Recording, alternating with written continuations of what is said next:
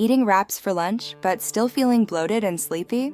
What if I told you most wraps look healthy, but secretly slow fat loss? Most wraps fail because of three things: oversized tortillas, sugary sauces, and low protein. That's why hunger hits again by 4 p.m. These lunch wraps are quick, filling, and fat loss friendly, perfect for busy days.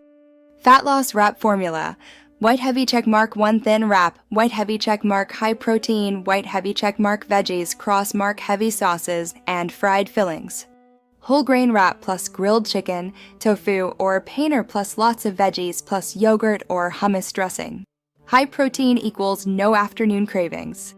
Chickpeas or black beans plus lettuce plus onions plus lemon and spices.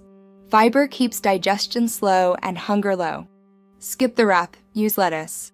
Perfect if you sit all day and want a lighter lunch. Doubling wraps and drowning them in sauce.